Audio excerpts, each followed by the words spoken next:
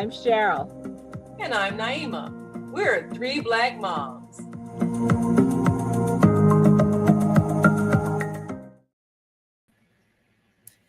You know, when I first started teaching about 4 years ago, my daughter reminded me that one of the biggest fears that people have is public speaking.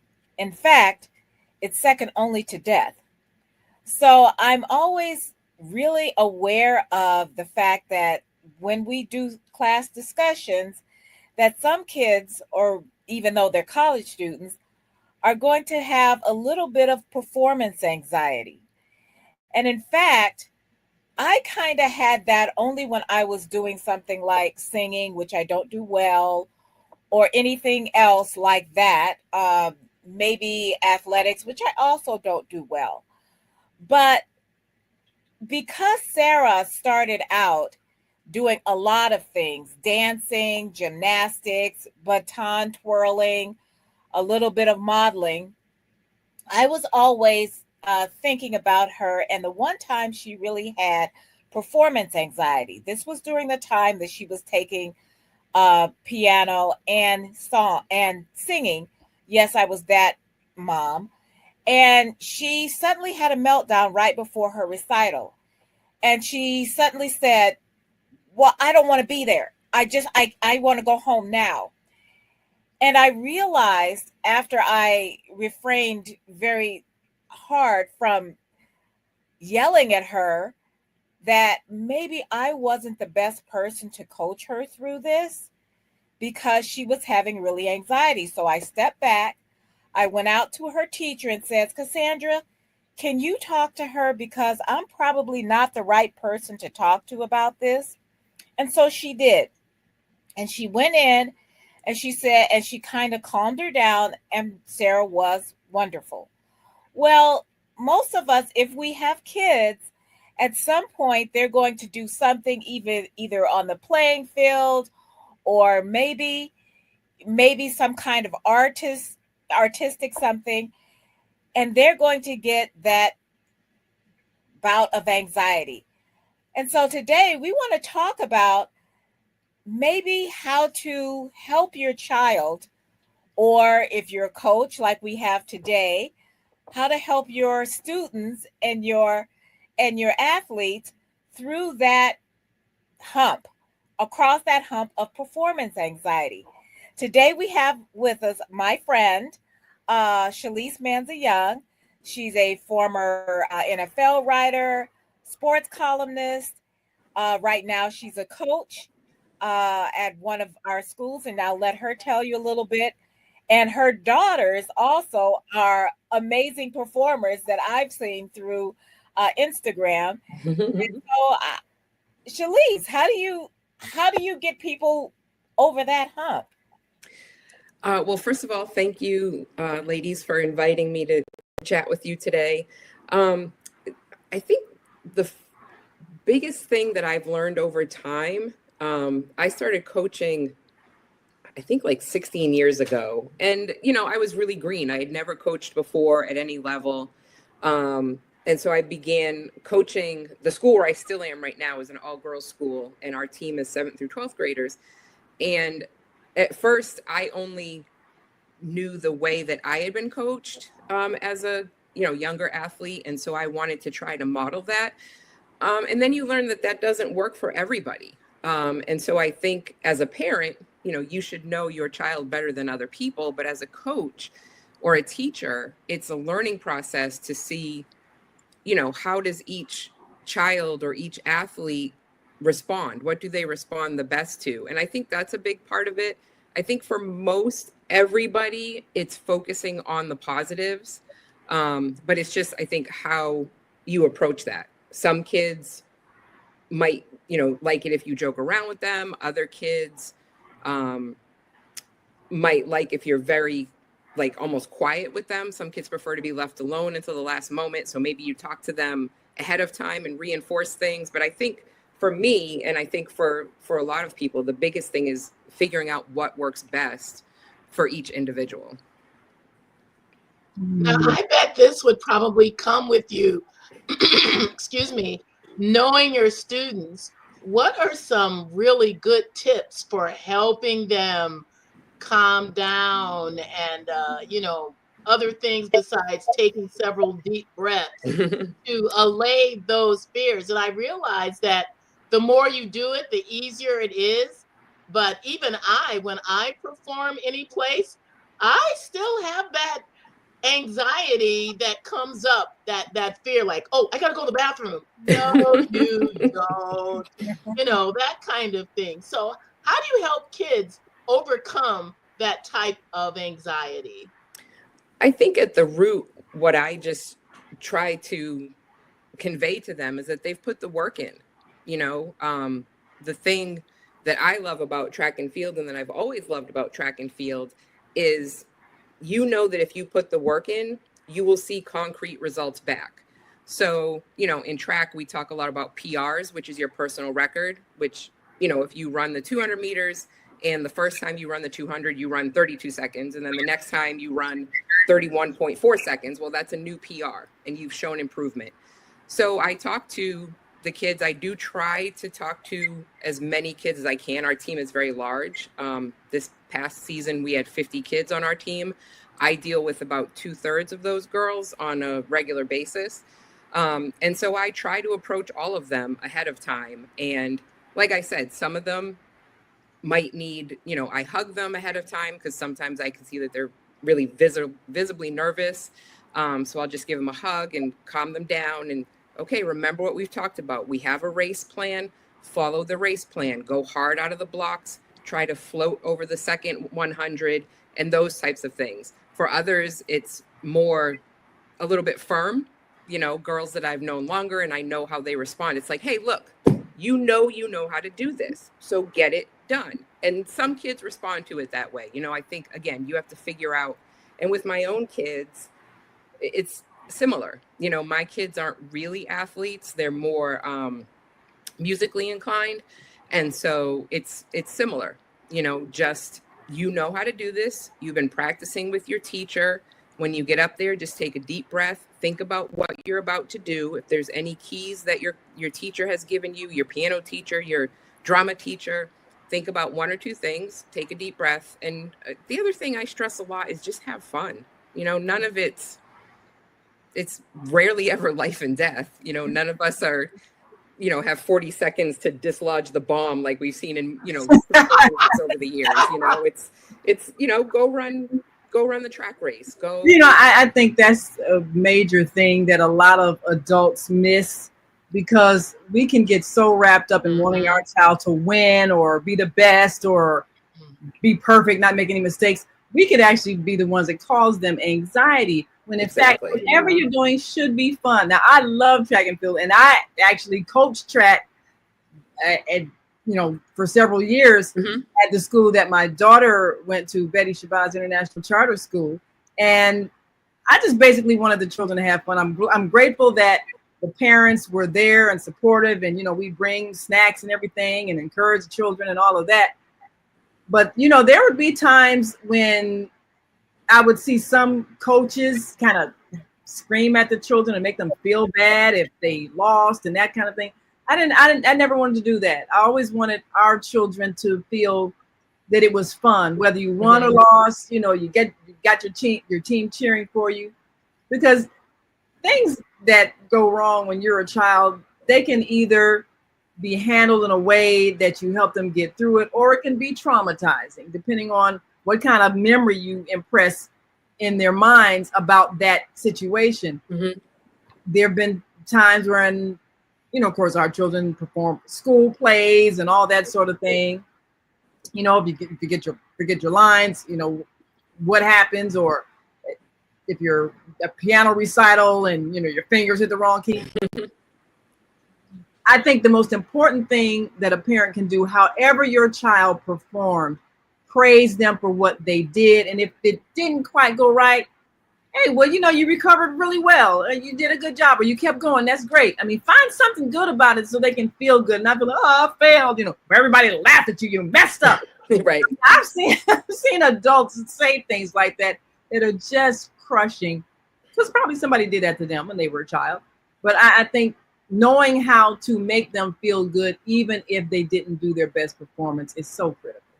That was one of the things I really liked about my kids' coach when they were doing chess championships. For one, before, it's a great mental strain. Some of these things have a lot of mental anxiety. He would have them run around the track, do these exercises before they went in for where they were going to be sitting down and making chess moves.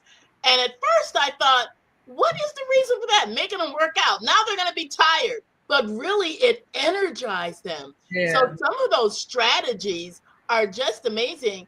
Shalisa, what kind of strategies do you find are workable? I mean, the biggest thing that I have really leaned into lately is positive self-talk. You know, I just want, I have one athlete that I coach her privately one-on-one. And she was going to Junior Olympic Nationals, in July. And we were doing some drills and she was, really doing great. And so I was trying to tell her, like, what you're doing here, just bring it with you to Savannah. The championship meet was in Savannah. And she was like, well, but I want to do this. And I want to place really well. And I said, look, your goal should be to get a PR.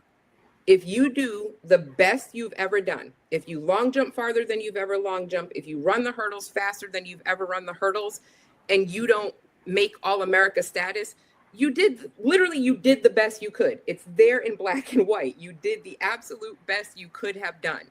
And if 7 girls or 9 girls, whatever it was, that you just fell out of All-America status were better than you that day, disappointment, yes, but don't be mad. I certainly won't be mad at you. And so with her and with my other athletes, if I talk to them before they get in the blocks or before, if they're doing a field event or whatever it might be, I try to remind them like 1 or 2 things before they start the race or start the event. Just if it's long jump, it's plant hard, drive your knee, reach for the sky. And it's just 1 or 2 things I want them when they're at the start of the runway, when they're right before they take off. I want them to be positive because, I think that's, as you said, Barbara, a lot of times, or Naima, a lot of times people, it's external that they're getting pressure. They feel like they have to do all of these things. And, it ends up harming the kids. And like you said, Naima, a lot of people project their own onto anxiety, their kids, onto the child. Yes, we even try with my high school, middle school team.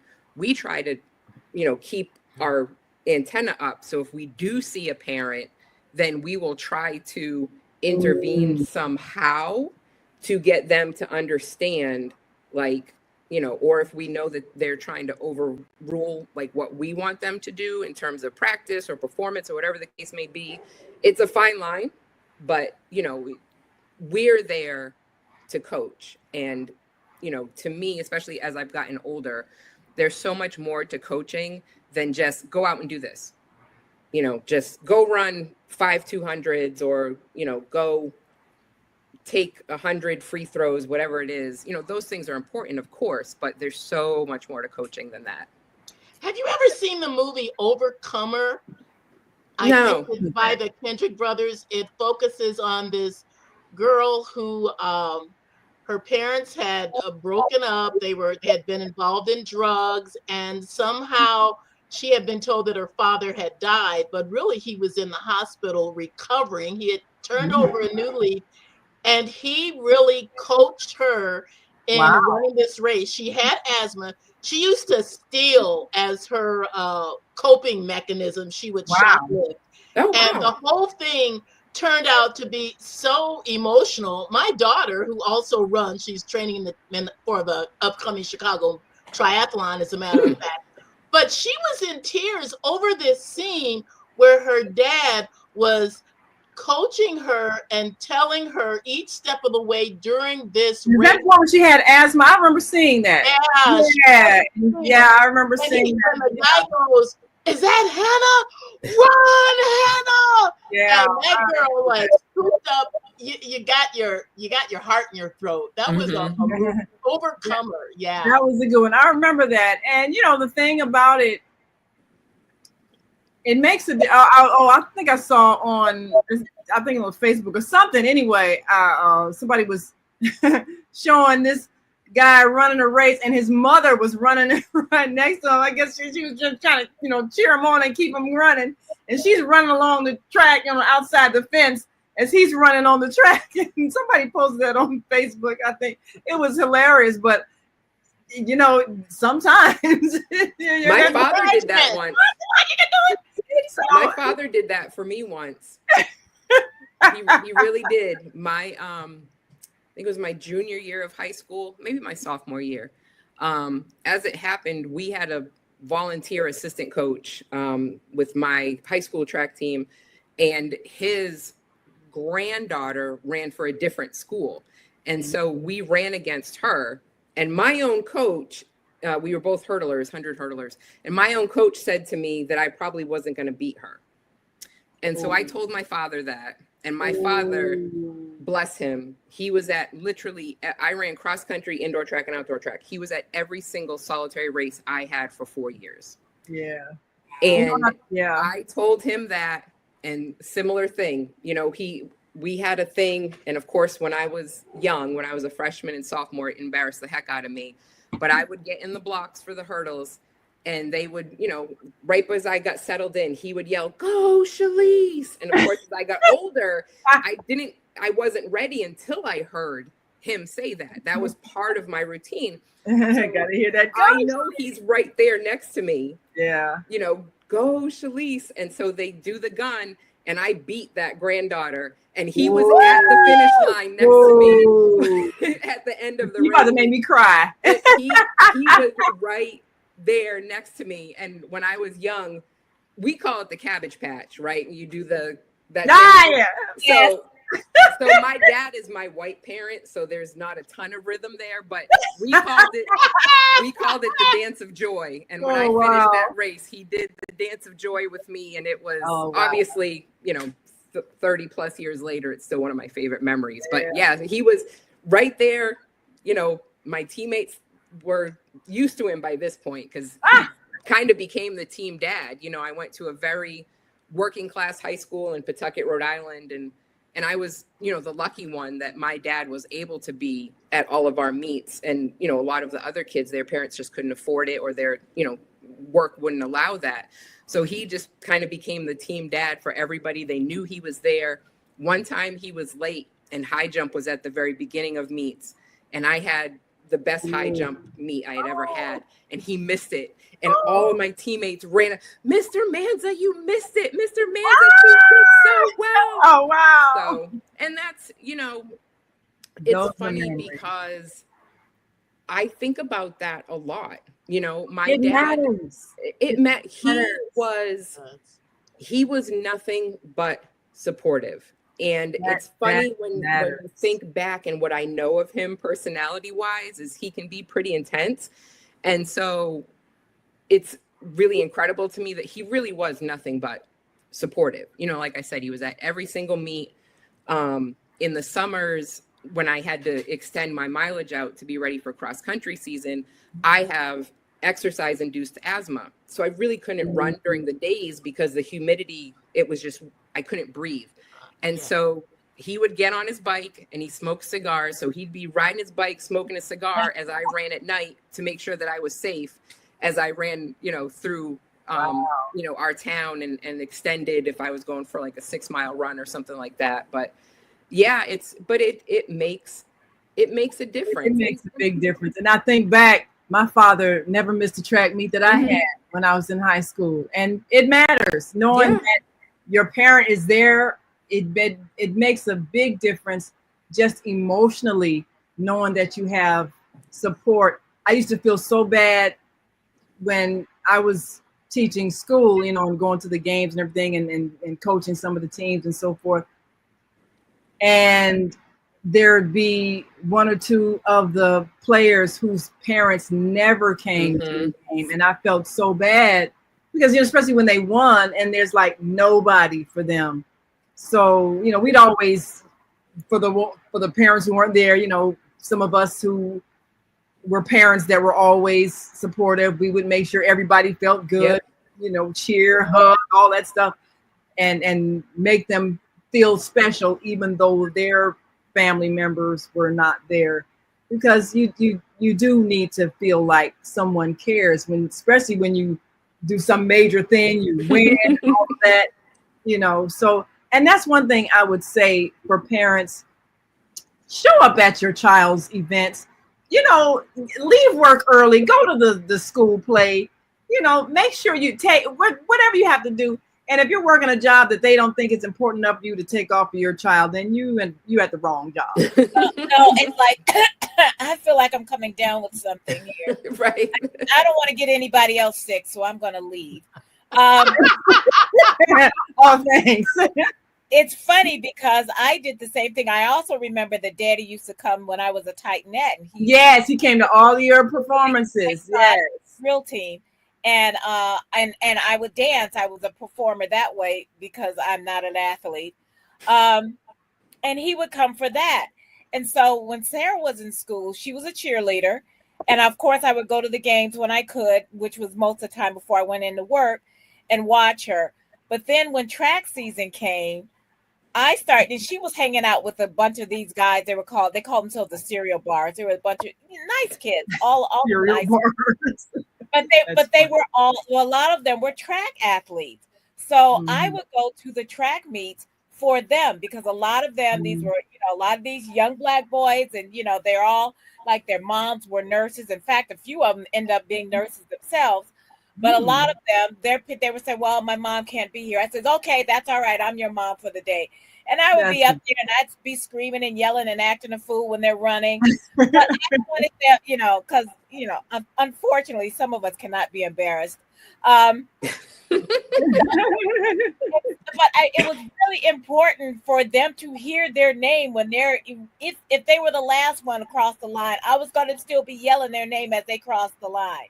Yeah, they finished, and sometimes that might be the only thing you can say. But that's good. You did a great job. You finished that race. It might have been last, but hey, they got to feel like it was an achievement. Exactly.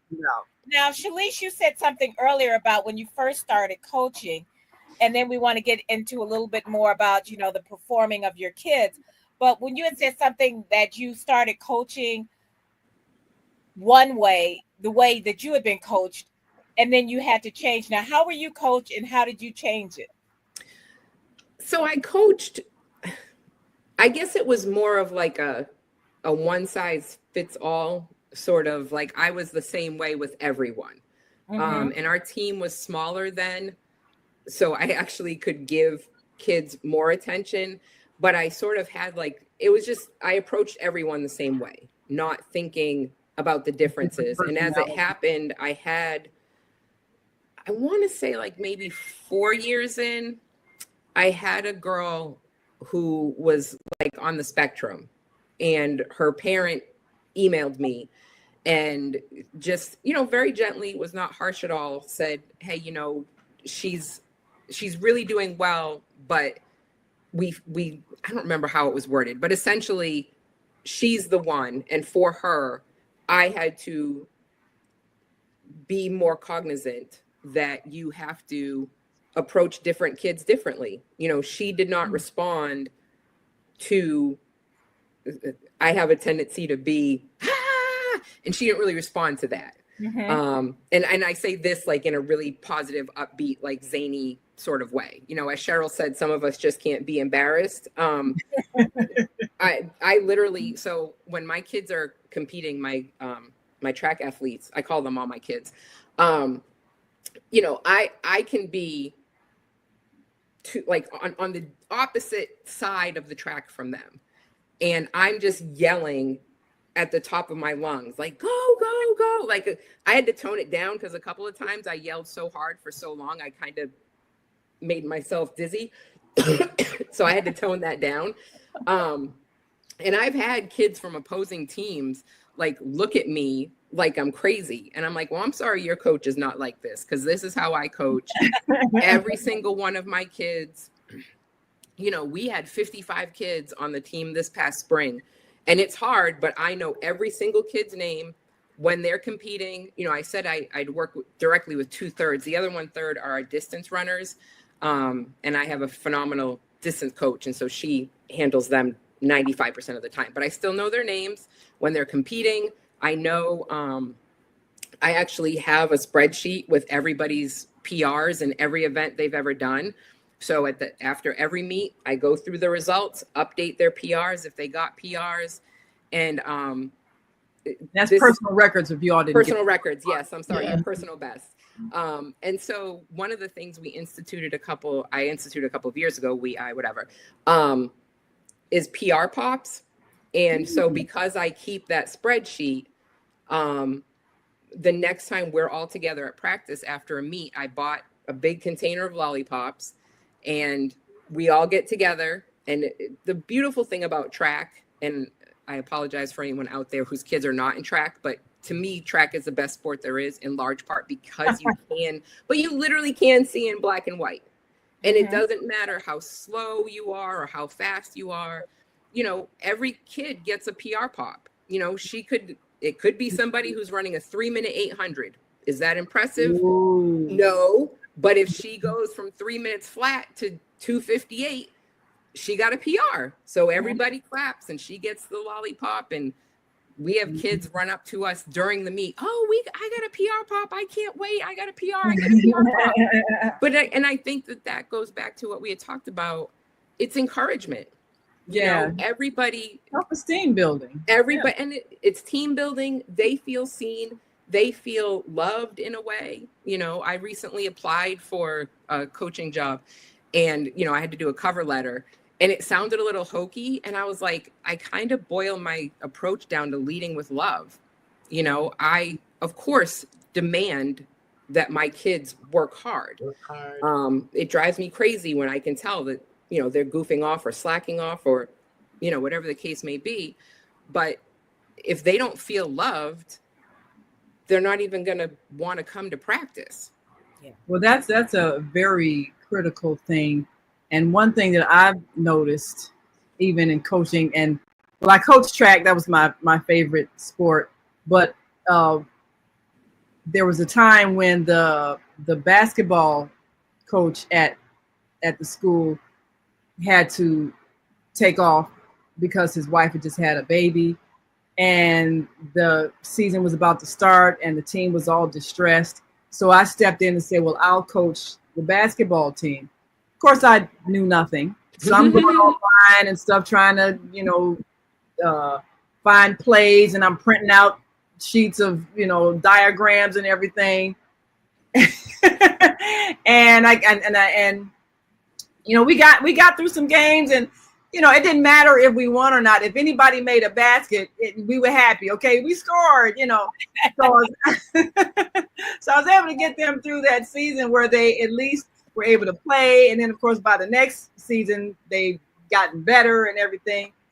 But what I learned from that, like you say, sometimes it's just your personal best. Oh, you made a basket. Woo! I mean, hey, that's like 10 points down or whatever. You scored. And so, and it's more, and what I find is more important for the children to just be able to play, to be able to compete, to be able to participate. Because sometimes that's the only thing they excel in. During that time, I was also in the classroom teaching, and I noticed some of the athletes, they might not have been good students, but on the court or on the track, you know, they were king, they were queen, you know, they could, that's where they excelled. And so you have to find that thing that a child excels in that builds their self-esteem, and it makes a difference. And sometimes I would use, okay, if you want to compete in the game, you better behave in class, and that would be their incentive to get themselves together. Mm-hmm. But a lot of times that's the thing that motivates them, and not everybody's going to be the top academic student, but they can feel good about themselves if they scored that winning basket. And that's what you want to make people feel like you want to make them to feel special about something, whatever their thing is that they can do. Especially if they know that you are behind them. Now, my kids were all swimmers and they were in swim meets. And my son said to me, you know, Mom, after we jump in the water, we can't hear you. You're screaming your head off and they underwater, they hear a But thing. all the parents were all into it anyway. It helped us. And then when they came out of the water at the end, you know, they could tell that we were cheering for them. Yes. Well, we got to take a quick break. But when we come back, I want to talk about what do you do if your child is either being coached by somebody or taught by somebody who's really awful and making them feel bad. How do you handle that? How do you address that? How do you get that person perhaps to modify what they're doing because your child is coming home from practice or lessons or whatever, crying and upset? So how do you handle that? So we'll be right back after this quick break. So stay with us. Hi, I'm Naima Latif, and if you're watching this, that means you're one of the 4.6 billion people from around the world who are using an electronic device to talk to people. In these times, people are using the internet to talk to everybody. Friends, neighbors, family members, co-workers.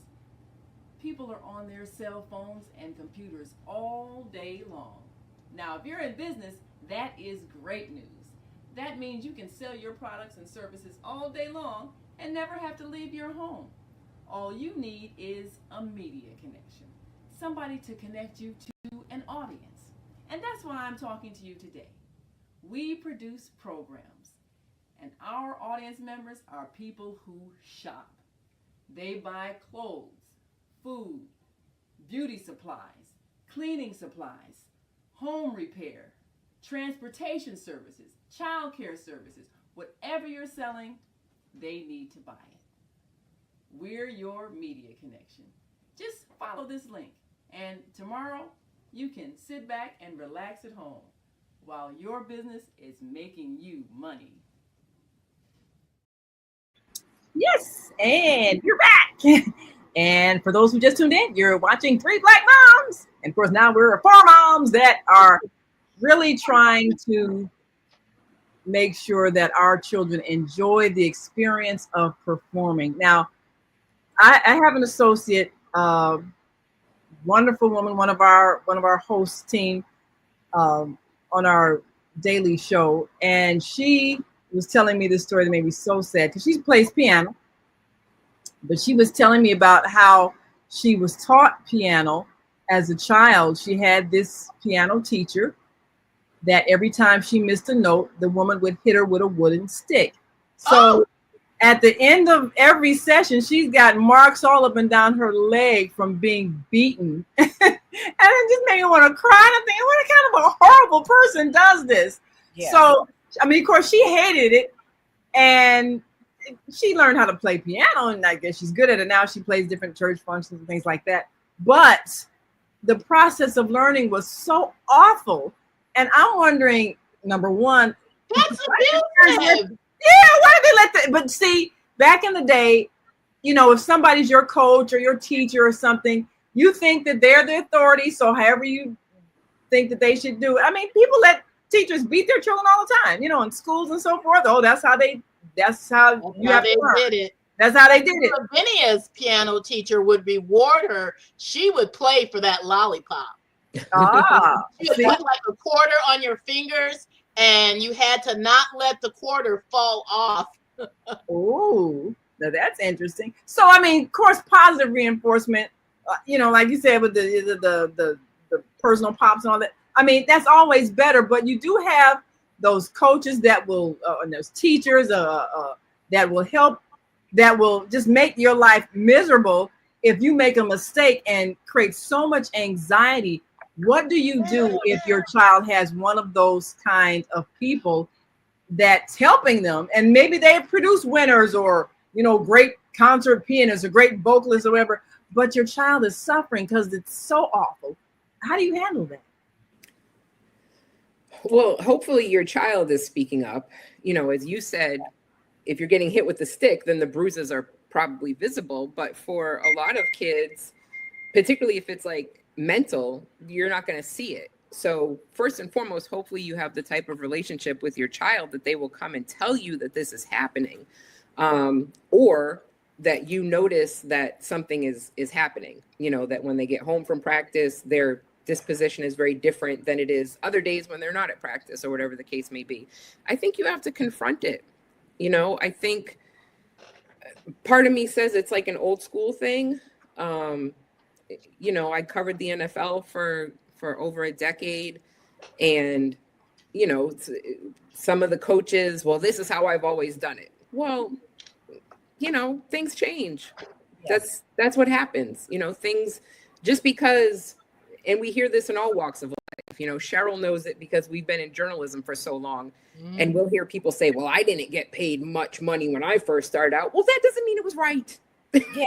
Right. You should, You you should should badly be able, doesn't mean it's how it's supposed to be. you should be able to buy your groceries and work and enjoy your work. That's how it goes. Like, this is what we, How it you know, should just be. because you were, you know, screamed at as, you know, your coach screamed at you, so then you're going to do it forward. Or, you know, you've been coaching for 35 years and when you started, it was screaming. And again, Yeah. some people, that's how you may have handled it. And, but you probably do have a generation of athletes who That's hated how they it, learn. or they Yeah. carry scars, or, you know, I don't think he would mind me saying this, but my husband has told me the stories before. You know, he was a 4-sport athlete growing up, and his mother was incredibly hard on him, incredibly hard on him. And then one day I don't know, I don't remember the event that made her see it, but one day she just went to him and she apologized profusely. She said, Wow. I am so sorry. I should not have been doing it this way. Now, she took too far of a step back. He'll say that, you know, he might have made it to the NFL if she had kept pushing him.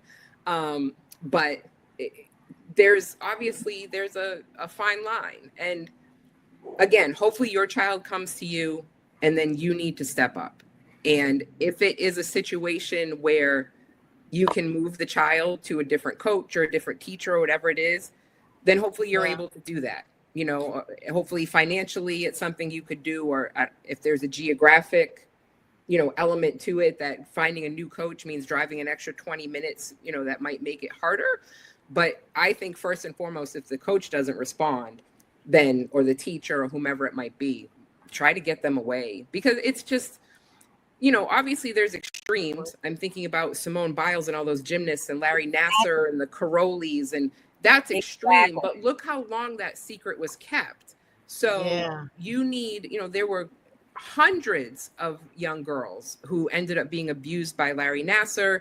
The Karolis did a number on them, how abusive they were, and, you know, forced girls into, you know, eating disorders and things like that with the way that they were. So that's on the extreme end, the worst of it. But even if somebody's putting your kid down, you know, that's not what we're here for. You know, like we said at the beginning, we're here to have fun. We're here to learn something new. We're here because we're trying to figure out, do we love violin? Maybe we're not going to like violin ultimately, but at least help me learn it. If I don't like it, okay, maybe I'll move on to something else. But I don't want to leave because you've made it so torturous for me that I don't want to keep going back. Yeah, I'm glad you mentioned the Carolis, because that's exactly, you took that right out of my head. I was thinking about how in gymnastics they tend to allow that kind of abuse because they get results. Right. And now Sarah was a gymnast for 8 years, but that was in between. She was dancing and doing 500 other things. But she would go to the gym, and then I could see her improve. But they had a softer approach. And one of her close friends, when she moved, she didn't want to go. She wanted to keep going to that gym. But eventually she left, and there were other kids who left because the gymnastics coach wasn't as hard on them. But I think it was because he knew he wasn't coaching Olympians. You know, this was in Winthrop. It's you know, and they would go to meets and they would do a lot of things, regional. But he wasn't going to be coaching any Olympians. I think one of his best students, she got into a D3 school in gymnastics. but he knew that. So it was there for the kids to kind of learn a skill. In fact, today I asked Sarah, I says, can you still do any of that gymnastic stuff? She says, no. She says, no. Um, but that was the thing. And that's the problem. Sometimes the problem is the parent will allow that abuse to happen because they're getting Yeah. killed. They want to And, make a champion. They want to win. They want to be the and best. they get money signs in their eyes, Yeah. in their eyes, and so they're thinking, oh, they're going to make it to the NBA or the NFL or whatever, and Hmm. so they stop thinking Be about a this. star and have to be a Yes, Joe Jackson. yeah, they're looking for Teach that your new children house to that success. they're going to buy you when they make it, and so Mhm. they can add to that performance anxiety, and it probably even goes to artistic things like piano or voice Mhm.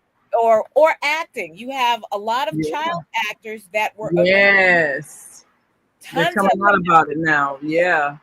and How because we they treat it. didn't have that whole thing of, mom, I don't like this anymore, because maybe their paycheck is feeding the family.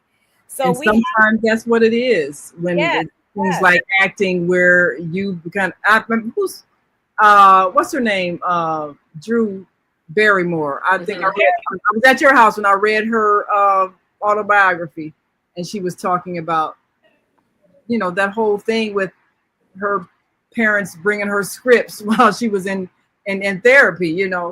Because she had just gone through a lot of trauma.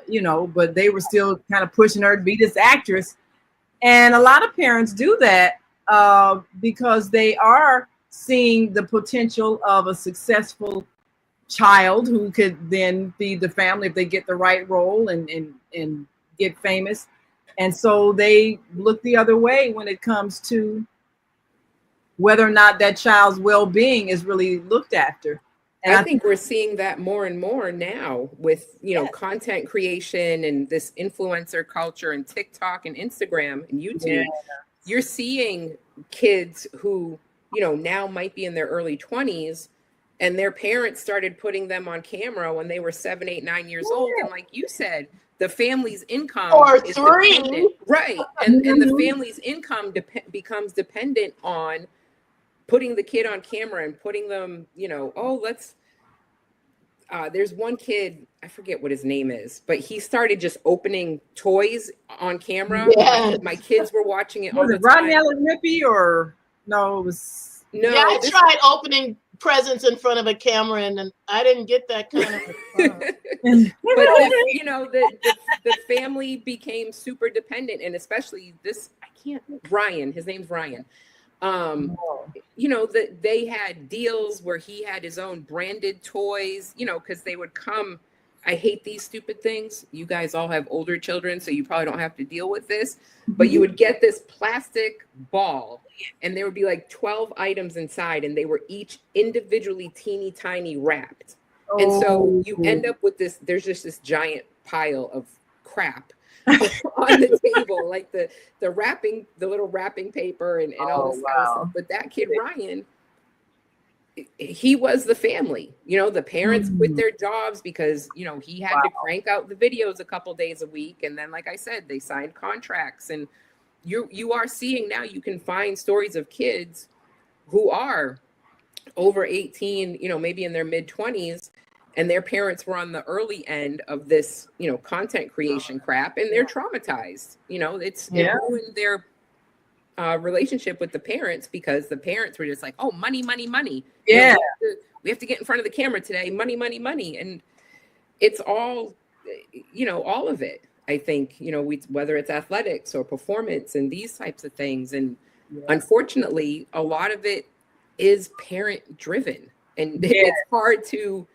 it's hard to ask the parents. I mean, it's hard to ask the coaches sometimes to be better when the parents aren't being best for their kids. They Yeah. want them, you know, IMG Academy down in Florida. It's like, well, I'm paying 60 grand a year for you to get specialized basketball training. So if you don't go Division 1 and get a full scholarship, and it's like, by the time you finish paying off IMG, you could have just paid the college, but whatever. Yes. And it's all those kinds of things. Yeah. I've Sometimes bemoaned agree. youth. It's a lot. It's little kids, and it stays with you. Yes. It does. And sometimes the success isn't even worth it if you've got all these emotional problems as an adult. Yeah. What was it all for in your life? Mhm. Yeah, you got fame, but you got a drug problem, you got, multiple failed relationships, you got, your own children traumatized because you weren't there for them. All these multiple things that go wrong when the foundation is wrong because your parents pushed you because they didn't really care about your well-being. So you have to They look at didn't down think the that road. and that's the thing is that sometimes we can convince ourselves of all kinds of lies. I don't think Mhm. parents actually it's not that they don't care about your well-being, it's that they have convinced themselves that this is what is best for you. Yeah, Mhm. they're benefiting, but it's best for Now, you. Shalice has And young you're living their dream. They're living the Yeah, dream you yes, want. they're yes, Yes. living Yes. vicariously through you. Yes. yes. Now, Shalice, you have younger kids and your daughters. I know that they're singers and drama and that kind of stuff. How do you keep that perspective for them so that they know, okay, if you do great, great. If you don't, that's great too. Get out there, do your best, have fun, and not let them be influenced by all the TikTokers and content creators so that because they're growing up, your kids are alpha Mhm. generation. So they're growing up and the internet has always been here, just Yes. been Yes. It's a Yeah. way of life for always been them. there. So how do you reel that in so that their anxiety or they don't get anxiety or they can manage it? Well, from a social media perspective, so our younger two are 11 and a half, and my youngest is about to be 10 in 2 weeks. And then we also have a child who is 22. So really, all three of them only know the internet, which I'm sure you guys have had those incidents where it's like, well, mommy, was YouTube around when you were little? No, no, it was not. The Cosby Show came on Thursday nights at 8 o'clock, and if you missed it, too bad. Yeah, Like but Yeah. there was, That's that's it. just how it went. Um, with so I think I'm fortunate. My youngest, she just has she just goes out there and does it. Mhm. She just, she does her piano recitals twice a year. Most of the time, she doesn't even have her sheet music. She memorizes it. She sits down, she does it. She stands up, she does her bow, and that's it. She doesn't really express ahead of time that she's nervous. She just goes up there, does it. That's it. She's fine. Our middle one is very much into performing. Um, and so she's harder on herself than I probably would be. And again, I mean, I say it's low stakes, but even if it was higher stakes, it, I want them first and foremost to learn. We told them if they want to do music, we wanted them to start with piano before they go to another instrument because we feel like Yeah. piano is a good foundational instrument to have before you Yeah. go to something else. Our oldest did piano, now does guitar, owns a ukulele, has branched out.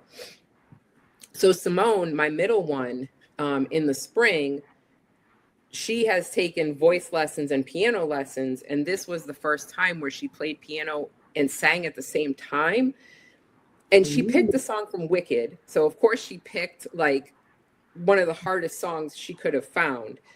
And when she was done, she was just upset with herself because she felt like she didn't play the piano as quickly as she was supposed to keep pace with the singing and all of that stuff. And we just, my husband and I just looked at her and we're like, you did amazing. You are. And other people who were there and other teachers looked at her like, you are 11 years old and you played one of the hardest songs and sang one of the hardest songs. It's, you should be proud. And so, we're very fortunate that they're in a community like that. And so she's actually now the summer camp puts on a musical. And so she's the lead. They're doing Anastasia. And actually right now, my youngest and my middle are running the lines because Simone feels like she's not ready yet. She's supposed to be off book in just a couple of days and know her whole entire script. And she's the lead. So, you know, she has a lot of words and she has to know the songs and all that kind of stuff. So I know she's funny because she'll, you know, lead up and she kind of walks around like she knows that, you know, she's really good. And then she's hard on herself if she feels like she hasn't, you know, done the way she could have. And I think, you know, like we've talked about, it just all goes back to you've been practicing all this time. If you make a mistake, it's okay. You know, it's at the end.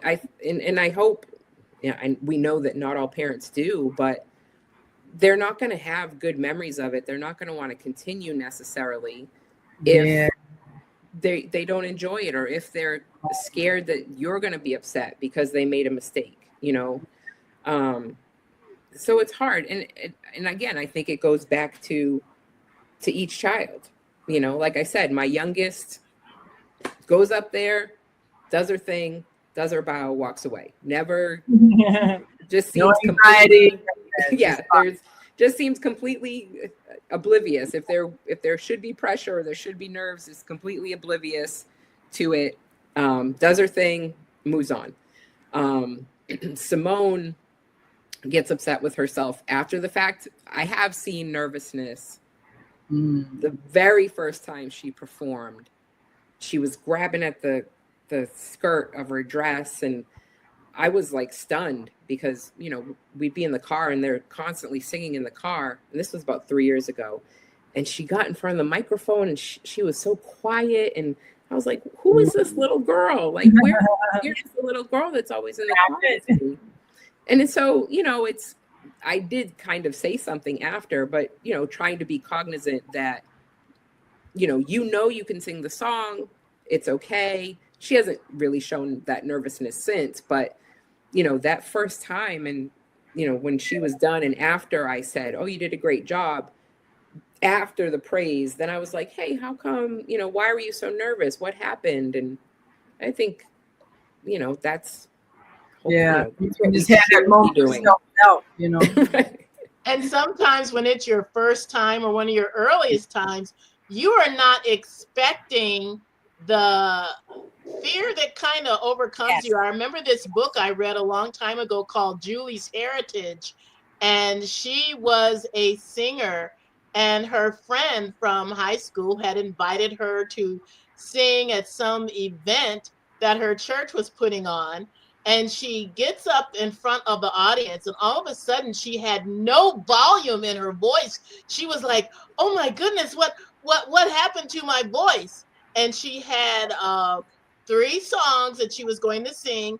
She was going to sing 2 of them and then sing the third one when they called for an encore. They didn't ask for an encore, and she got her feelings hurt, you know. And this was a story on her dealing with her own identity, with the racial situation that had come up. Her white friends had ditched her because they wanted to pledge a sorority, but they weren't going to be able to pledge if they had a black friend. So there were a lot of other things that were involved. It's called Julie's Heritage. I can't remember the name of the author. It's a book I read back in 8th grade, but I since read it again. You get different views when you read a book that you have read as a child and you read it as an adult and you see other underlying stories. But I definitely remember that one scene where she was so nervous that it came out in her losing all the volume.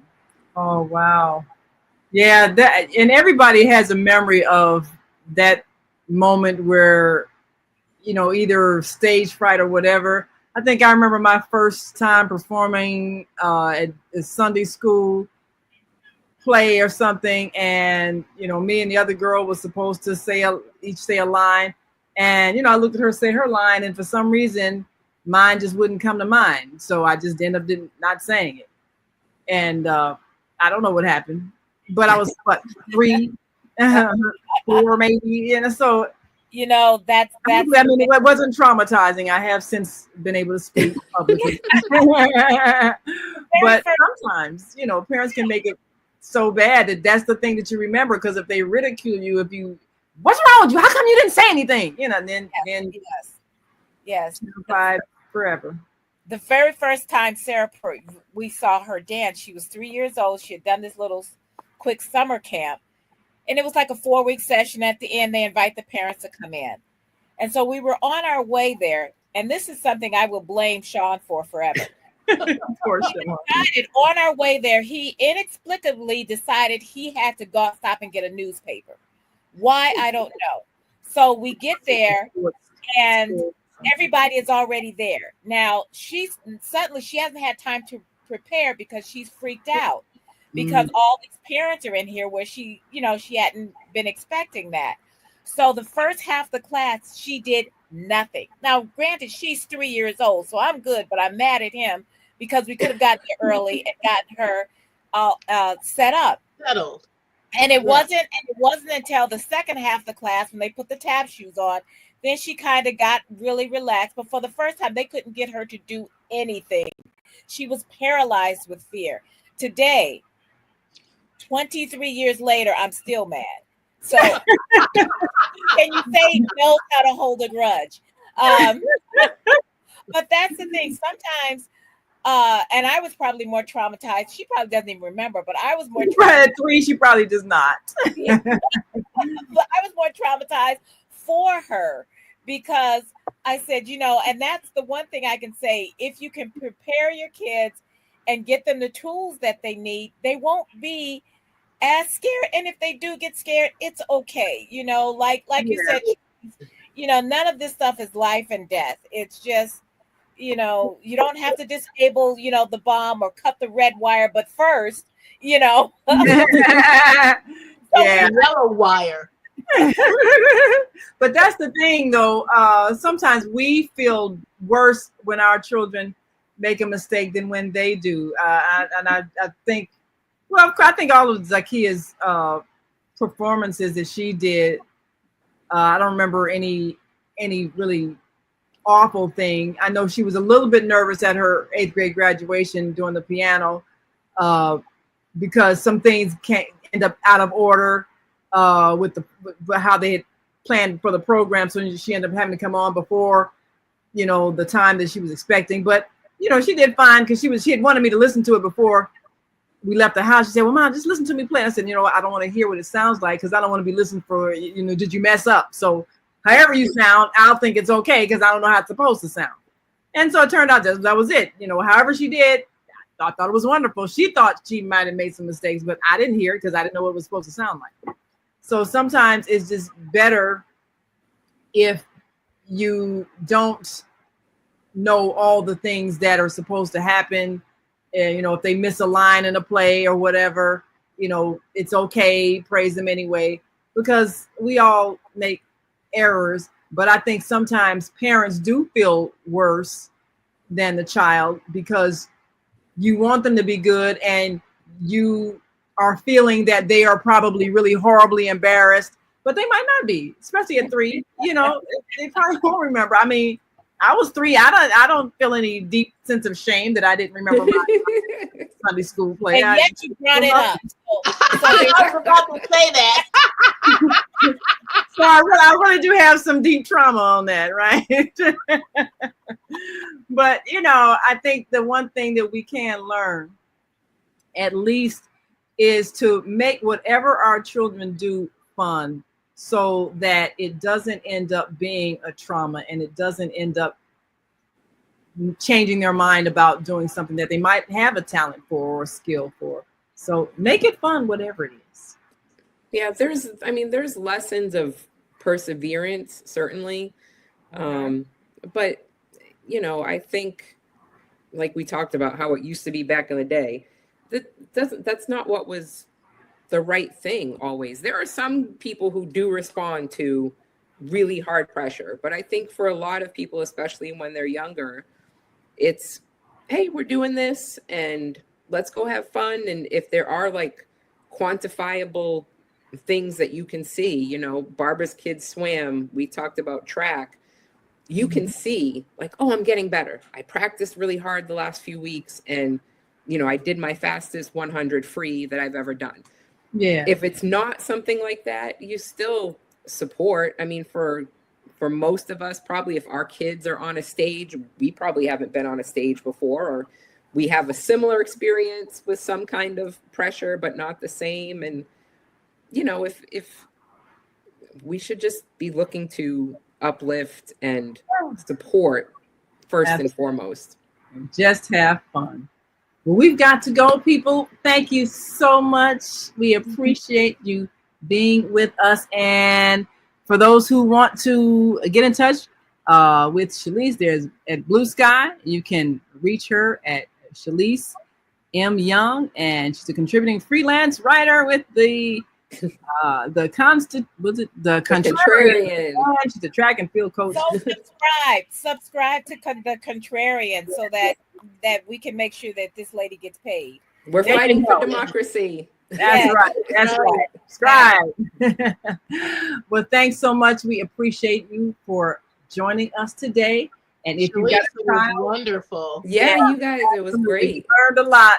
And if you've got a child that's in sports or any kind of performing arts, just make sure they're having fun and praise them, whether win, lose, do their best, or win, lose, or draw. Yes, make sure they have fun. And make sure you like and subscribe to our YouTube channel, and like us on Facebook, and follow us every Sunday at 3 Black Moms. And until next week, I'm Naima. I'm Cheryl. I'm Barbara. Thank you, Shalise, for being here. We are 4 Black Moms.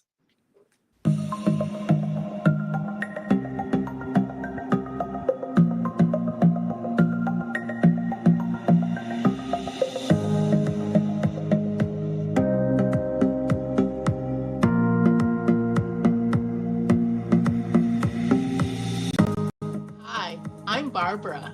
I'm Cheryl. And I'm Naima. We're 3 Black Moms.